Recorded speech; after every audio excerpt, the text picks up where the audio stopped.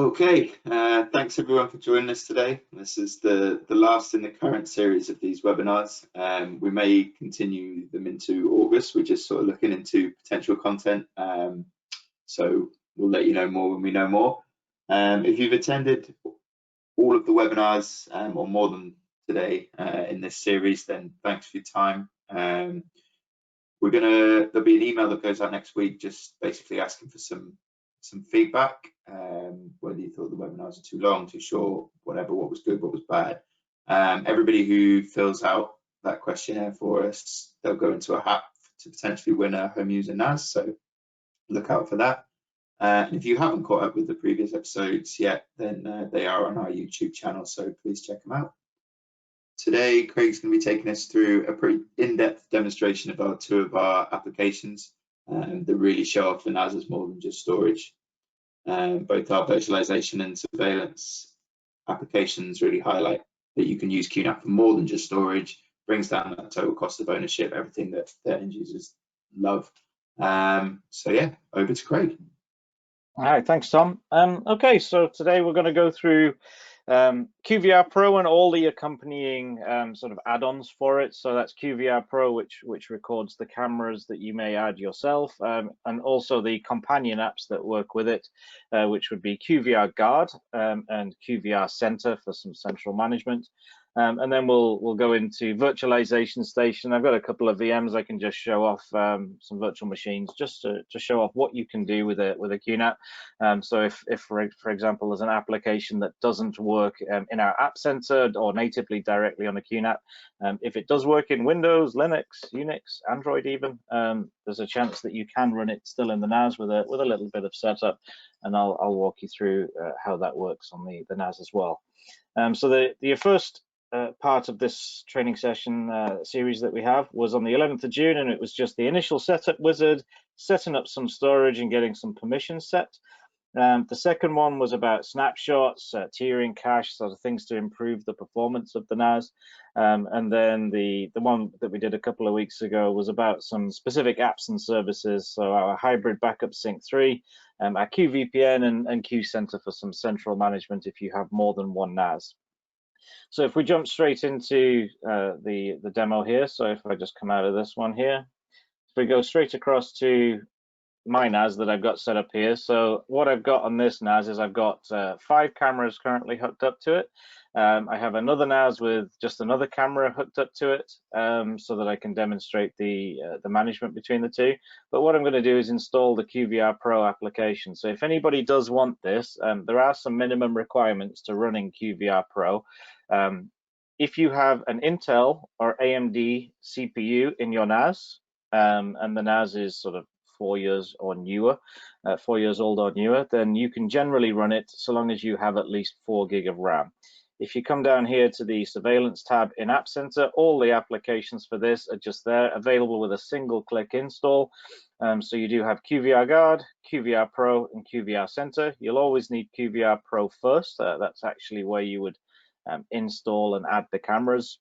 And once you've got QVR Pro, you may want to install QVR Center on the same NAS to do the central management, or QVR Guard on a different NAS to back up the primary NAS for a bit of high availability. You know, if your main NAS ever goes down for whatever reason, even like a scheduled firmware update or a reboot, the other NAS is going to take over so that there's absolutely no loss in the recordings that you're making for the security of your premises.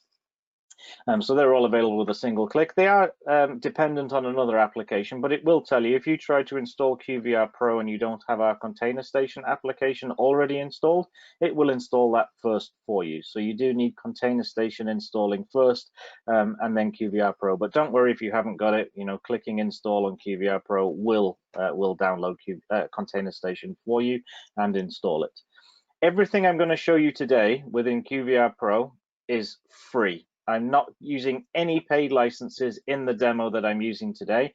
There are extra licenses if you want to have more than a certain number of cameras or more than a certain amount of playback. I'll talk you through those options as we go through it. But everything that I'm going to show you today is what would be included on your NAS for free if you met the minimum requirement criteria there of at least an Intel or an AMD CPU with 4 GB of RAM. Everything you're going to see today is off the free license. I do not have any extra licenses installed. I'll show you that and prove that a bit later on as well. So the first one we're going to go into is QVR Pro, and I've got this running on a TS-877, one of our AMD Ryzen-based NAS. So when I open it up, you will see a few setting screens. It looks quite similar to the NAS setting screens themselves, but it's its own configuration page, and everything in here is dedicated to a setting for the surveillance software that we have. So one of the first things you will see when you first come in here is it's going to prompt you to add some recording storage. So within recording storage, this is where you allocate how much of the space from the NAS main storage pools you are going to allocate for camera use. And it will pre-allocate that capacity. So in my case, I've got about 1 terabyte allocated for my cameras, and it will pre-reserve that full 1 terabyte away from the NAS. So you can't accidentally use too much storage on your NAS so that the cameras can't record the certain period you're looking for, the retention period. A lot of people might want to do, record for 7 days footage, 30 days footage, whatever the limit is. If you need to do that, you can pre-allocate the footage here so that the NAS available space will drop by that amount. So that's from day one. Doesn't matter if the cameras have already used it or not, it's going to immediately reserve that amount of capacity so the cameras have a guaranteed amount.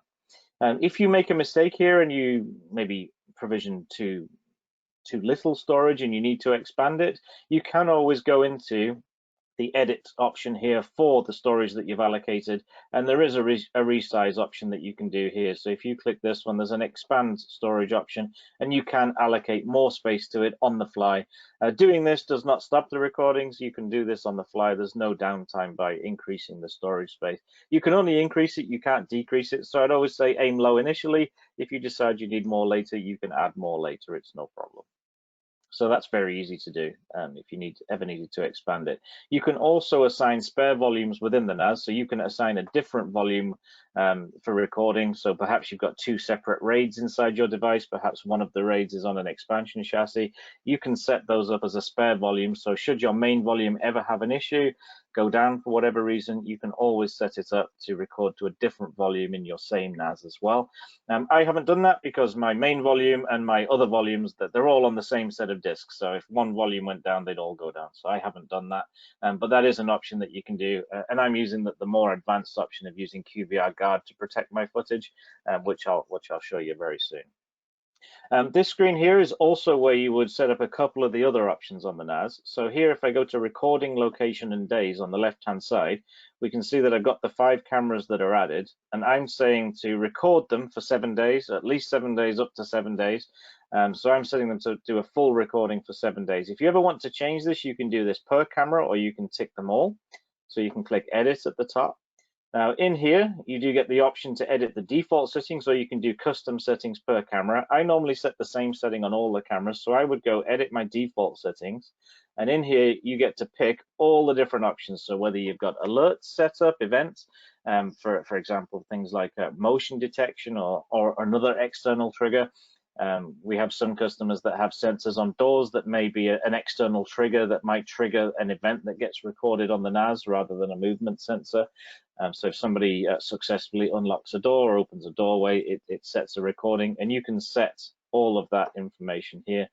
So I'm not really using events on mine. I'm just recording 24/7 for 7 days a week. So I've set it for 7 days. If I wanted to change this, I could up this to 8 days. So if I was to say, change those boxes to 8, I can apply that. And if I tick use default settings, it's doing it on all 5 cameras. When I click apply, it's going to change the at least and up to 8 days. It'll take a little while for the other number here, the actual recording, to go up from 7, because it obviously needs to record that extra day now. But this is saying that already I have 7 days footage recorded, but now I've set it to actually record up to 8 days. So it's very easy for you to go through, change the settings after the fact. You don't have to have all your settings perfect when you first set it up. It is very changeable. You can change it whenever you need to.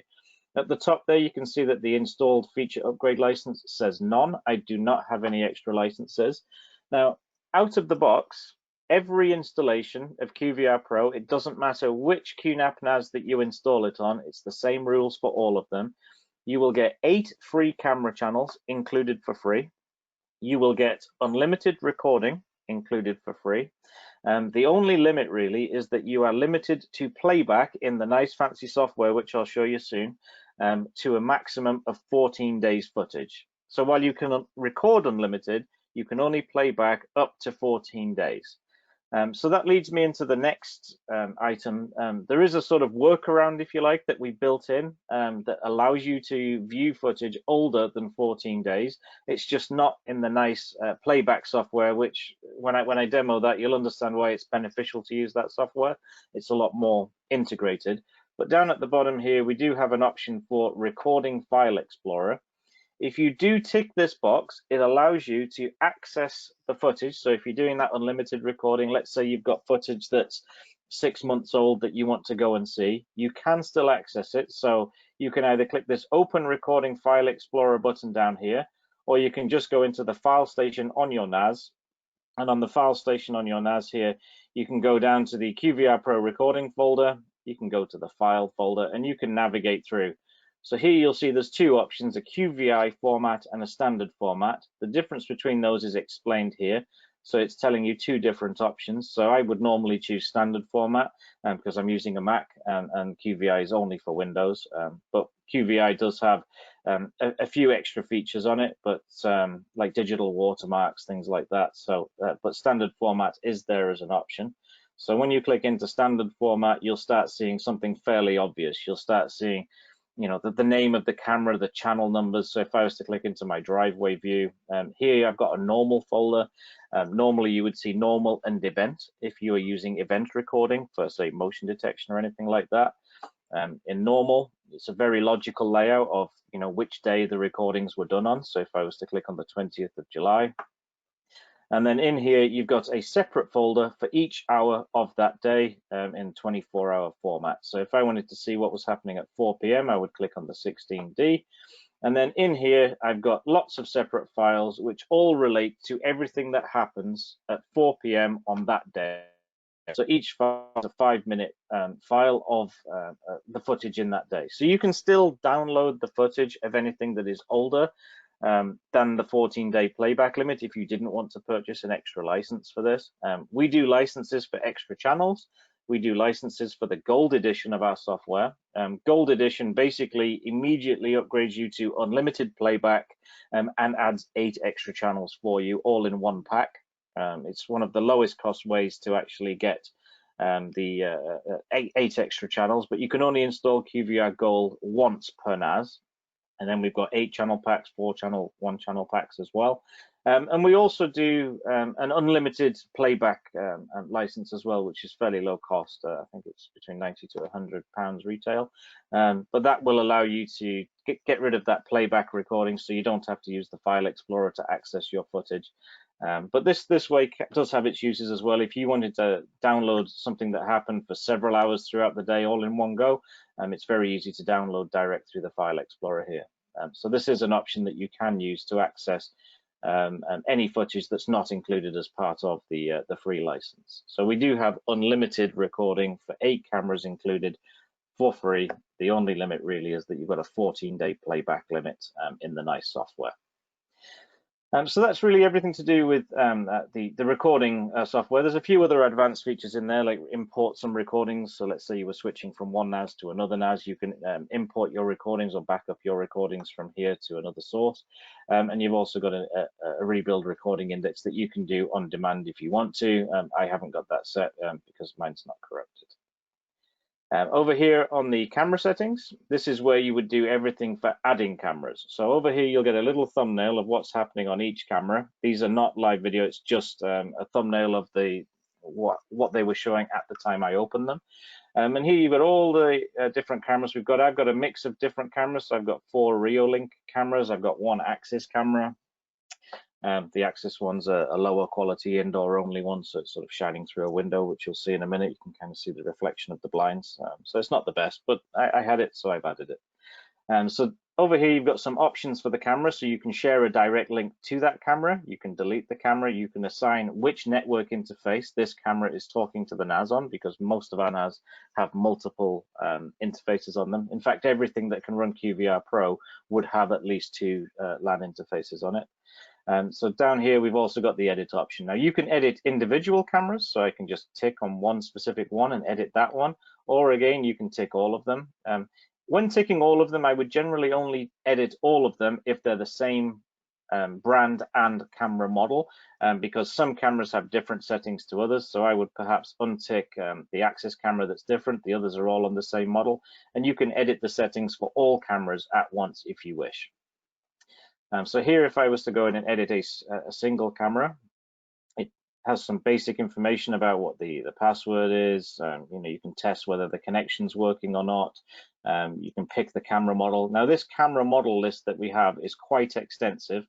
This can be accessed on our website. So on QNAP.com, there is a full list of cameras that are supported. Whatever's on the website is also mirrored here. So if I was to go in here and pick any other brand, the list is absolutely huge. And if it's not in this list, chances are the camera may support something called ONVIF. So ONVIF is a sort of open standard between the different camera models that would allow streaming from that camera to our QVR Pro software for recording purposes. You just have to make sure that you know the settings of that camera, because we wouldn't know what the settings are to preset them in the software.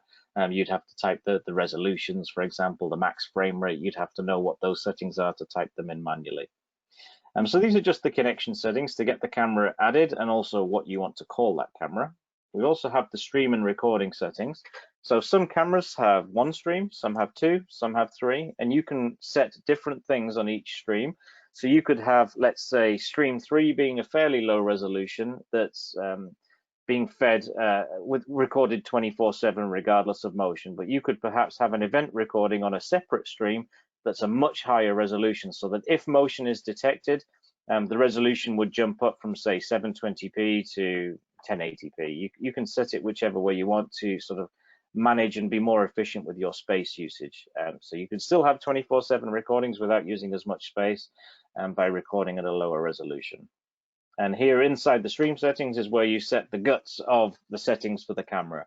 So you get to choose which compression options. So different cameras will support different compressions.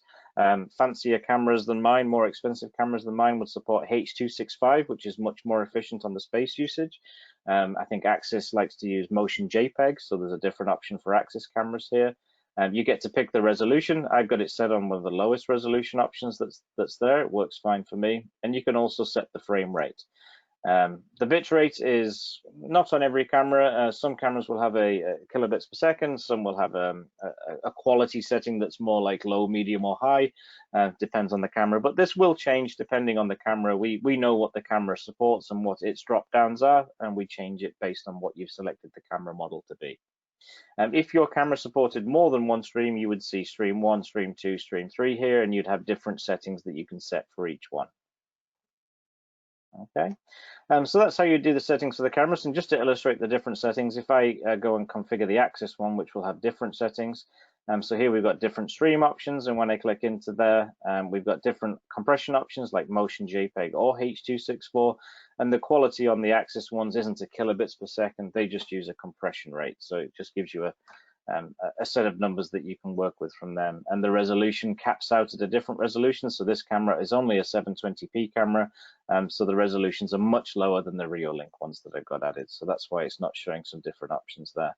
And you can also set the frame rate to anything that the camera supports. So we know this camera only supports a frame per second of up to 25, so that's as far as the option goes. We don't let it go up to 30, for example. So we try to take the guesswork out of it for you if you pick a camera that's on our compatibility list. It just makes life a lot easier for the setup.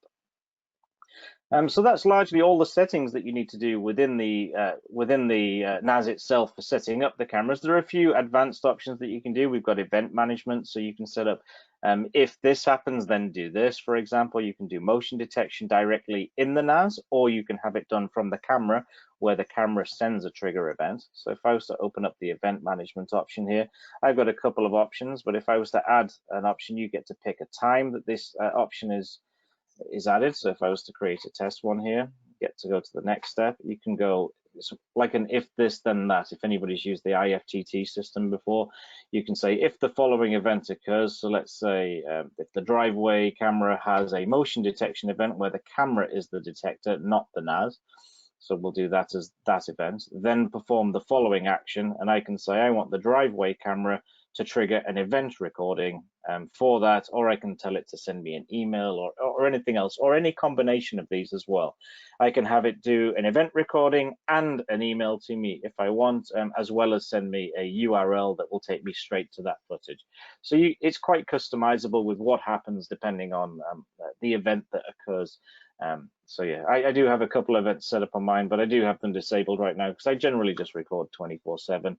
If something happens, I go and look at the footage within a week. So I don't really use the event management myself. But if you are short on space, maybe you don't want to record 24/7 and you only want to record events, it would certainly use a lot less capacity from your NAS if you did that. Okay, so that's the main back end of the NAS. We do have some different privilege options on here as well. So if you did want to set certain users up where they can only access certain things, so I do have my colleague here, Tom Jeps, the account is disabled, but I will be able to show you the options. So here within the main options, we get to see what that user is allowed to do. So I was allowing Tom to have basically live view on all the cameras that I have, but deny access to playback, audio, and pan, tilt, and zoom control on any cameras that are there. So you can be quite customizable with what permissions you want to give each users, and all of this can be set very easy from within the setting screens here. So you can be very specific with each user to change the options to whatever suits you. So the options generally are, can they view live footage? Can they view the playback footage? Can they do pan, tilt, and zoom? And also things like the EMAPs, things like that.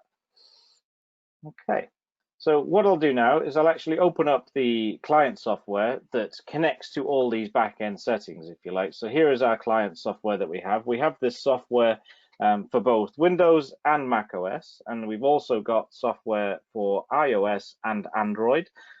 So it's quite a unified experience now across all the software. So it doesn't matter what operating system you use, it's largely going to look identical on each of them, and the features are going to be the same.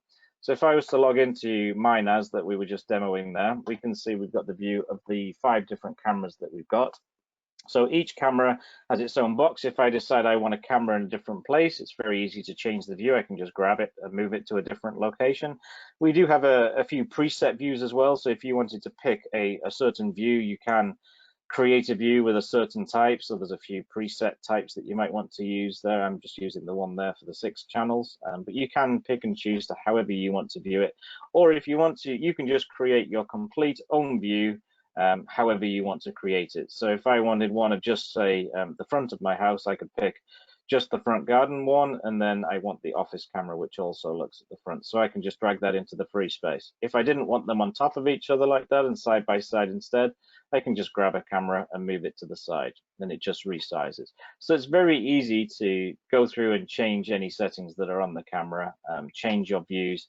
And one thing that is really cool is any view that you create here on the left-hand side, all of these views are actually saved back to the server. So every time that you set up a new user, perhaps you're installing this in a business or you're putting this on another monitor screen somewhere else, you as the installer or the main admin of the NAS, you can set up the views for everybody and you do it on your computer. Once you've exited the software and you've made sure you click these little save icons, those views are now available to anybody else that logs in if you've given them permission. So when we have roles and privileges for each camera, you can also set those roles and privileges for each view that's created as well.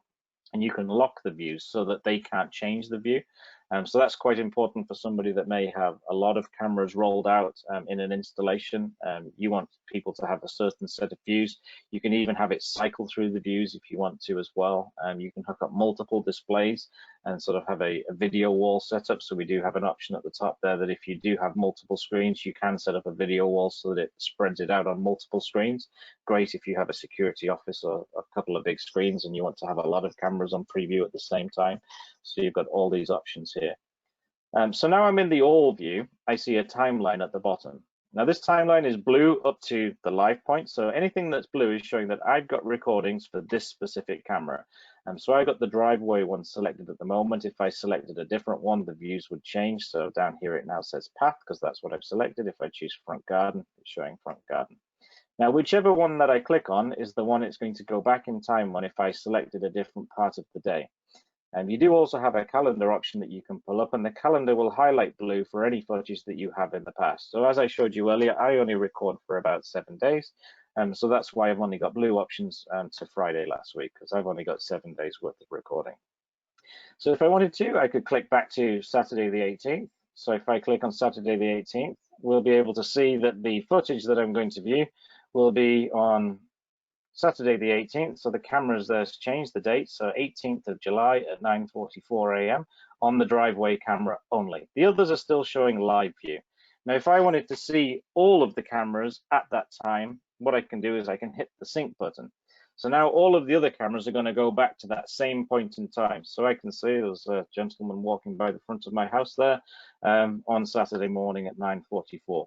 So anytime I click a different point in time, all the cameras are going to update to that point in time. And you've got a few playback controls down the bottom. Maybe you wanted it to go in fast forwards or slow motion. You can change those settings down here at the bottom right as well. So that's how you would go back and view footage from different days. You can also have an export option down here. So if I was to click the export option, you get to choose which recording type. So you can do regular recordings or event recordings. You can have a set duration. So you can do it 30 minutes, or if you want a very specific, say 3-minute window, you can specify the end time as well. So you can type something in there that is just a set time. So if we were to 9:55 or change that to an 8 there. So let me change that to 8.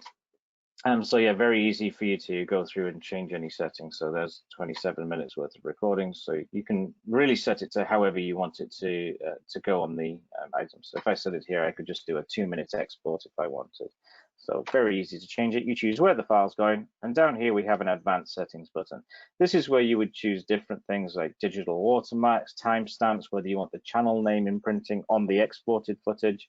Maybe you don't have the on-screen display feature from the camera where it's already imprinted in the footage. Maybe you want to add that from the QVR Pro. You get to choose different formats. So you've got the original format. You can choose AVI, which would allow every feature, every advanced feature to be included, timestamps, channel name, and watermark. Or you can do MP4, which is the most efficient file size, but digital watermarks are not possible with MP4. So you get lots of different options that you can pick there, so you can export it in any option that you want. Okay, so it's very easy for you to even export the footage that you'd want to get from the NAS as well. We do at the bottom have some EMAP demos, so pre-installed. So if you wanted to put in your floor plans, you can actually drop which cameras in which location on which floor. So you can erase our demos and put your own floor plans in there if you want. So maybe you don't know what the camera name is, or the security guy watching the footage doesn't know the camera name. This will allow you to go in and click to a different camera location just based on where it is on the floor plan on the map. They might know the floor plan better than the name of the rooms, so they can just click on that camera and it will show the footage for that camera. Okay, so that's the playback software. As I said, this software with the free licensing will only support playback of up to 14 days. So even if you've got unlimited recording set, 6 months worth of footage, this map view here, this calendar view will only go back as far as 14 days. It will not let you click on anything older than 14 days without installing an extra license. So for anybody that's sharp-eyed, eagle-eyed, and has been looking, at the top left corner, we do see that my QVR Pro up here is saying that it's protected. So I'll show you what that means in a second. So this is saying it's protected by backup NAS. So what I'm going to do now is I'm going to go across and click onto, let me just log out of this. So if I go over here to my backup NAS, which is at the top, I have QVR Guard installed on this NAS. Again, QVR Guard is completely free. The requirements are still the same as QVR Pro, though. You still need an Intel or AMD NAS with at least 4 GB of RAM. So within QVR Guard here, you do have to set some recording storage, but you can usually set it much smaller because it's only going to be recording the footage that the main recording device, the main NVR, was not able to record.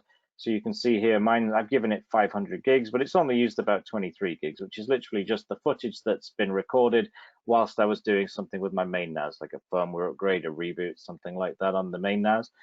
So that's used 5% of my recording space.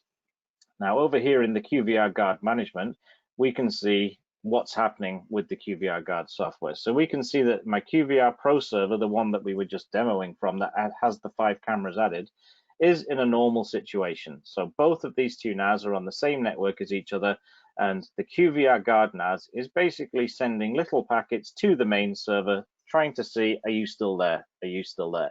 If it ever says it's not there, it doesn't respond, there's a problem with it, it's going into a reboot, the other NAS will take over from it. So you can see here in the history, I've got a few situations where I was playing around where it says Guard, no response from TS877, Guard is prepared to take over, and then it took over. So you can see here that the preparation and actual takeover time is very fast, so you're going to lose very, very little footage between your main NAS going down and your secondary NAS noticing that to take over the recording. And it will also do an automatic hand back. When the main NAS comes back, it will automatically pass the recording duties back to the QVR Pro server. So this is QVR Guard, and you can see the status of the Guard either by looking at this NAS here, the one with QVR Guard installed, or you can go back to your main QVR Pro server software and you can see that protected logo at the top. You can click that, it gives you a little snippet, but you can also click more information and it just gives you a little more information on the current state of the QVR Guard feature. So this is very few settings with QVR Guard. You just really tell the Guard server where the main NVR is and it does everything else for you. One of the last features I'll talk about is QVR Center. So QVR Center is a, different password for this. Let me log in with that. So QVR Center is a central management tool if you have multiple NAS. So if you have multiple NAS recording multiple cameras, so let's say you have a very large site with lots of cameras or lots of separate sites where you've got a different NAS at each site doing local recording, this allows you to add all of those NVRs, all those QVR Pro instances into a central location so that you can have one instance to log into of the QVR Pro software, but see every camera that you're currently managing. So you could have 3 different sites where there's 20 cameras at each site. Now, instead of logging into each site separately, you could just log into one site and see 60 cameras. So instead of one site and just seeing the 20 at that site, and then having to log back out and log into another one, you can just log in once and see everything at once. And you can create custom views where you've perhaps got one camera from your primary site, one camera from your secondary site. You can have everything all on screen at the same time. So I've got a separate NAS here. So I've got a different NAS that's got QVR Pro added. It's only got a single camera on it, but I've got the 2 added to this. Now we use the exact same software for QVR Center or QVR Pro. So here at the top, we've got a separate toggle now. So instead of QVR Pro, we can switch over to QVR Center. So if I just type the password in there and click login. So now what it's going to do is it's going to log in to a different set of cameras. So I've got a camera over here. So let's say I've got the front garden one off my main camera, and then I've got the one from the webinar NAS here. So I could put that over here. I've now got 2 cameras streaming in from a single logon, but from 2 separate NAS. So this one that's over here in my office, just on the desk here, this is actually being recorded to a completely separate NAS. So this is really handy, especially if you've got multiple sites with lots of different NAS, or maybe you've got some lower spec NAS where perhaps you only want to add 8 cameras to each NAS for the capacity constraints that you might have. You can go with multiple NAS. This is a very popular feature with education institutions where they might have lots of buildings on the site. They might put a NAS in each of the buildings, managing the cameras for that building, but the security guy can come to a single location and view the footage for each one, all centrally. So he could have, let's say, the front door view of every building on his campus, all recorded from separate NAS, but he could create one view for all of those different ones. And again, all the views that you create within QVR Center are stored back to QVR Center on a central server. So you don't have to, for every machine that installs this QVR Pro client, you don't have to set up views on each one. The views are centralized and synced back to the main server as well. So it is largely exactly the same as QVR Pro. It just lets you bring multiple servers together, and you get a little status information at the top there. So we've got 2 green lights, which is saying 2 are online. So you can click this and it will give you a little pull-out status information that each one's working, everyone's online. If one wasn't online, it would tell you what's happening. Perhaps the software's updating or something like that. It would give you all of that information here within the client software. You don't even have to log into the web interface of the NAS to get that information. So it's all there for you directly in that view. Okay, so that's QVR Center, that's QVR Pro, and that's QVR Guard. That's the 3 bits of software that we offer, again, completely for free. Just to summarize, you must have an Intel or AMD CPU-based NAS. You must have at least 4 gig of RAM in it. And obviously you'll need some IP cameras that are ideally on our compatibility list that will allow you to go through and add them in. The cameras I'm using aren't fancy pricey ones. The main cameras that I've got on my NAS here, these Reolink ones, I think they're only about £40 each. So they're not too expensive. You don't have to spend too much money to add security. So if you do have a NAS, you're looking for another use for it. You know, adding this feature does not stop your NAS from doing anything else. So my NAS is still doing virtualization tasks. It's still backing up my computer. It's still my time machine backup here for my computer. It's still backing up to it. It's still doing everything else. It's just also recording these 5 cameras at the same time. Okay. So that's QVR Pro. Let's have a look, see if there was any questions regarding QVR Pro while we're looking. So it says here, John Perry. So he's saying he struggled with QVR Pro, so he used Surveillance Station, but he needs to revisit My Choice. You definitely do, John. So Surveillance Station was our old software. By installing QVR Pro, you get a lot more upgrades. It's just so much nicer to use. You get a coherent experience between operating systems. Surveillance Station, for example, actually functions with more options on a Windows operating system with the client software than on a Mac. So there's a bit of disparity between the user interface, whereas with QVR Pro, it's the same for everybody. Everything is exactly the same between the different options there. So I see we've got another question there. Sorry, 1 second. I think the QVR Pro software is not pulling out the questions for me.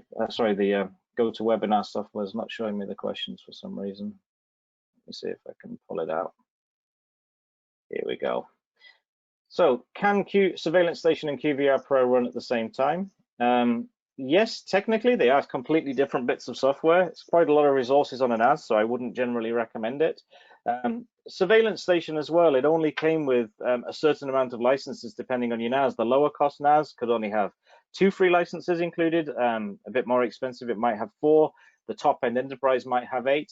So there's a lot of checking you've got to do to see how many cameras you get for free. The big benefit of Surveillance Station is it is unlimited recording, unlimited playback out of the box for the free cameras we give you. But QVR Pro is just far superior in a lot of ways, and it's got the things like central management of multiple NVRs, and you've also got QVR Guard for that protection. Somebody else is here asking, will QVR Pro produce single files? So you get to choose the files that are produced by QVR Pro. So maybe I can illustrate that here on the screen. So the default setting is every file that's created is a 5-minute file. So you get to, when the file is downloading from the device, I have to remember where that setting was. Let me have a quick look. Camera settings. Forgot where that setting was with the option, but you get to choose how long each bit of footage is. I think the default was 5 minutes. I'm going to have to click around to find that while we look for that. Recording import, recording file explorer. There it was at the bottom. So there we go at the bottom there. So recording duration for each file is 5 minutes. So you can edit this down to each recording file is 1 minute, 30 minutes, you get to choose. Now, if you choose an axis camera, where the axis camera uses motion JPEG, so I showed you that setting earlier, motion JPEG will record a file for each frame per second. So that's just how it works.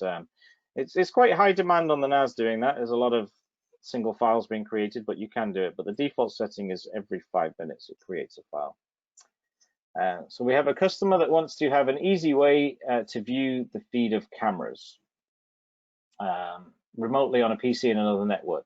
Does the PC have to be on the same network? He has no need to adjust the settings, just the view feed.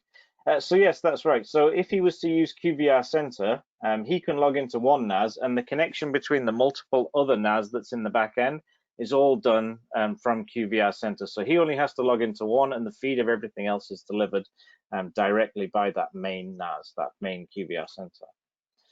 Someone here says, I'm using an iPad to monitor cameras on the iPad. I assume this is workable. Yes, that's workable. You can use an iPad. So iOS and Android devices of all types can use this app.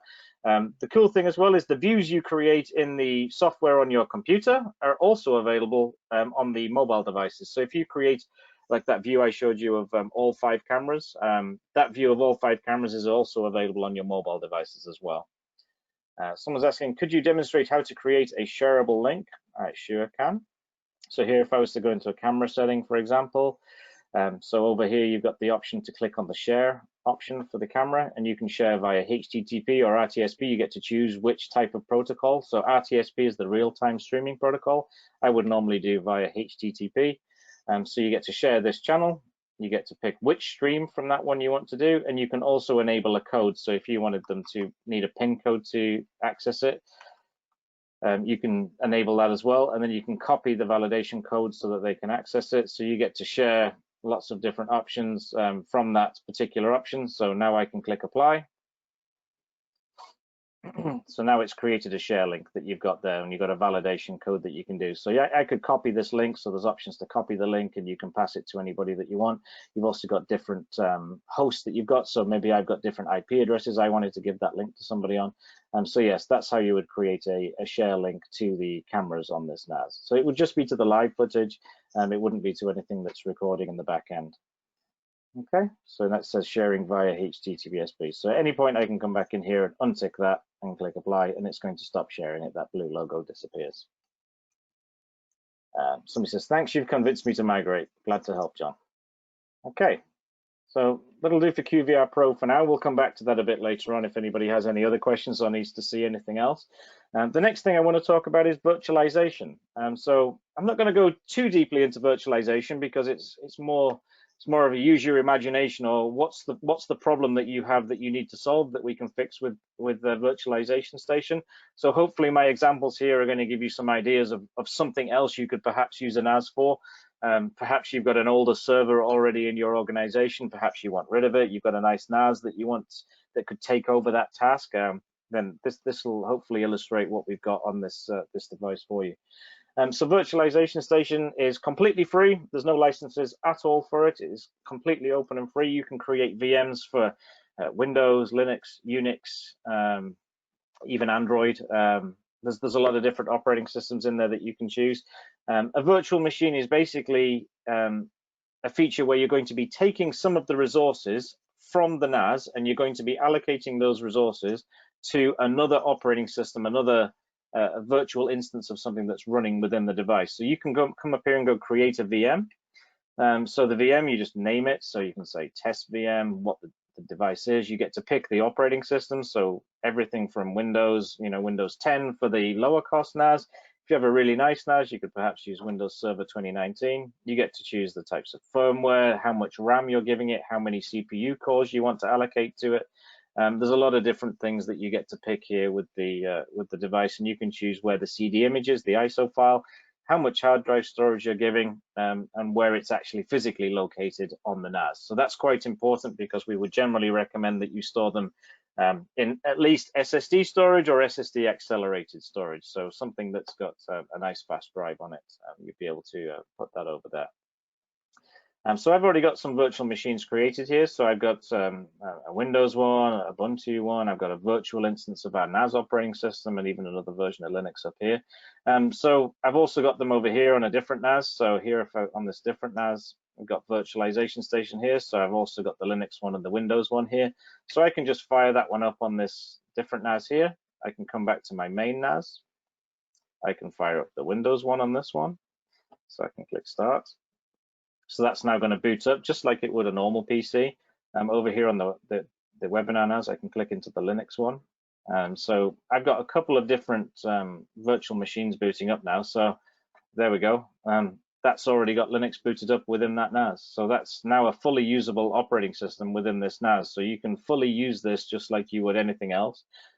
If your NAS supports HDMI out, so it's got HDMI outputs on the back, you can also output these virtual machines directly to the HDMI and plug in a USB keyboard and mouse and interact with them. But this is just a full version of Linux. There's no limitations or caveats with this. This is full Linux running inside the NAS, completely side by side with the NAS operating system. So this is not inhibiting the NAS from doing anything else. This virtual machine will have its own IP address, different from the NAS. You can use it in any way that you want. So you can install any application on here. So perhaps there's an application that you want that won't run natively in the QNAP, but you want it to run on the QNAP using its resources because that's on 24/7 and you don't have anything else that's on 24/7. You can run that here. So another example of this would be you could run something like a firewall or a router, something like pfSense directly in the NAS if you wanted to. You can use all the different options that we've got for the different OSs. If I come back over here to the Windows one, so my Windows 10's booting up here on this NAS. So this NAS only has SSD cache acceleration. The other NAS I was demoing on has Q tiering enabled, so it's much faster.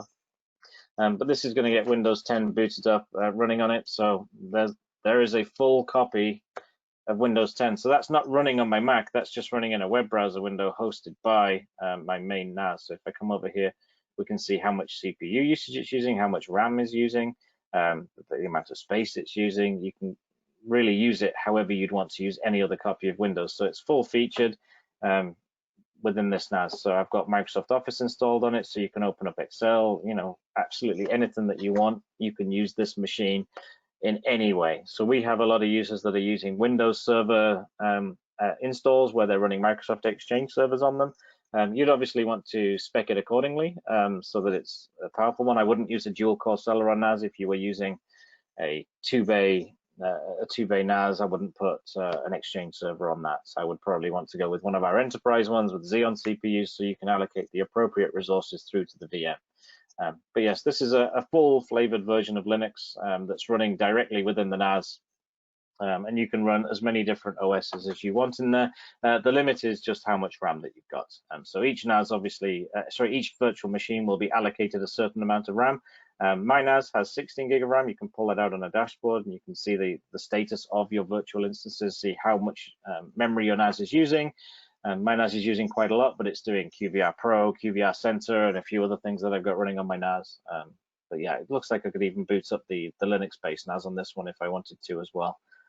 So I can click here and click start. I've only given 2 gig of RAM to the Linux one, so that's going to boot the Linux NAS, the Linux virtual machine as well. So this one NAS that I've got running here is running quite a few things. It's got QVR Pro, QVR Center. It's running Plex for me. It's recording live TV shows. It's running 2 virtual machines now, a Windows one and a Linux one.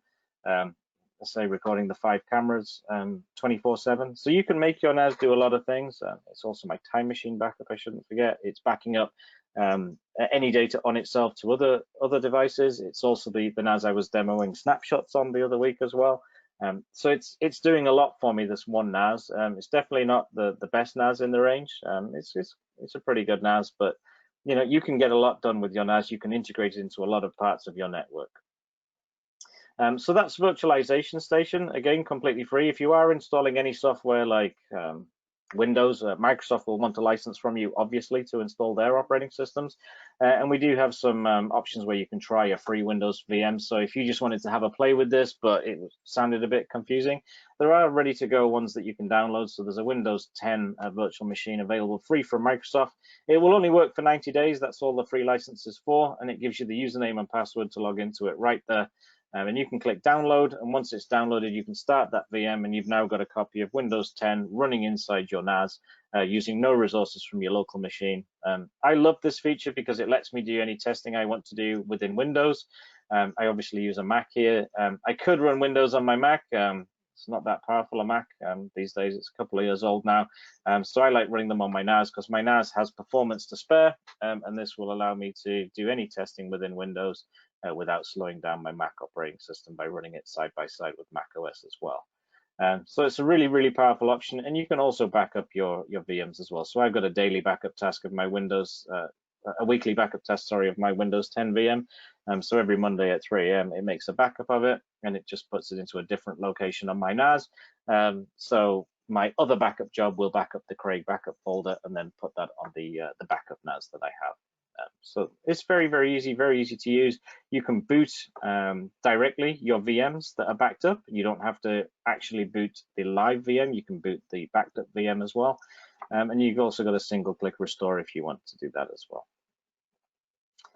Okay, so that's really everything I wanted to cover today, guys. So the bulk of that was QVR Pro, QVR Center, and QVR Guard. Again, everything we've showed you throughout this whole series, this 4-part series, has been completely free. Nothing has licenses to actually use them in the manner I've showed you. I was very careful to make sure I didn't show something that you'd need to spend, an extra £300 on some licenses. I wanted to show you what your NAS could do out of the box without buying any add-ons or any extras. So hopefully we've accomplished that. Hopefully you've seen some different ways to use your NAS. Maybe you've had some ideas for different ways to install NAS into any customers that you may have. But hopefully Virtualization Station will fill that last little void where somebody has a different application where you just can't think of a way to use the NAS for it. Well, if you can do that task on a Windows or a Linux PC, you can also do it in the NAS, because you can make your NAS into a Windows or a Linux PC very easily using our Virtualization Station application. Okay, I'm just going to mute myself now, go have a look at the questions. If anybody's got any questions, we will be leaving the session open for a few more minutes. Please feel free to ask away. Any that I can't get to before the session ends, I will get back to you on email as well. Thanks a lot for attending, guys, and see you next time.